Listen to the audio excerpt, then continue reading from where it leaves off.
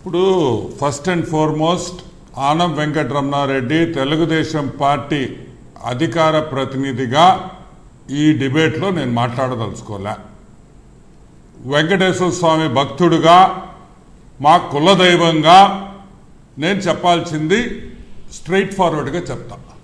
First and foremost Bandi Sanjay గారి ఈరోజు ఇచ్చిన ప్రెస్ మీట్ అనండి, ప్రెస్ బ్రీఫింగ్ అనండి, అక్కడ ప్రెస్తో మాట్లాడడం వెల్కమ్. ఇటువంటి ప్రెస్ బ్రీఫింగ్లు నేను చాలా విన్నా. మంత్రులు వస్తుంటారు, మంత్రులు పోతుంటారు, ఇది జరుగుతుంది అది జరుగుతుంది అంటారు, ఏదేదో వెళ్ళిపోతుందంటారు. Finally end of the day what is the result? పెద్ద జీరో. వెంకటేశ్వర స్వామికి పంగనామాలు పెడుతున్నారని 5 ఏళ్లలో మొత్తం భారతదేశంలో కాశ్మీర్ నుంచి కన్యాకుమారి వరకు ప్రతి ఒక్క హిందూకు తెలుసు. తెలీదా? అమాయకులా? ఎవరికి తెలీదు?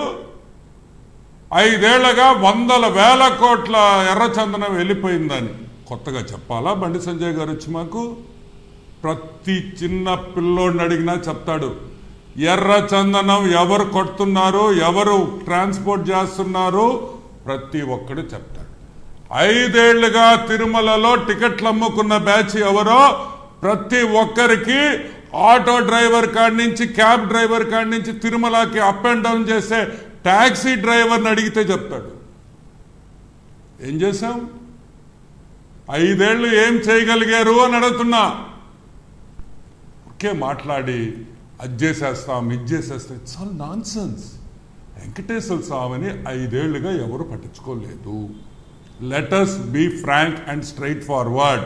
Tirumala has become a private limited company. Jaganmohan Reddy, I am sorry to say this, Tirupati దేవస్థానం జగన్మోహన్ రెడ్డికి ప్రైవేట్ లిమిటెడ్ కంపెనీ అయ్యిందనేది వాస్తవం.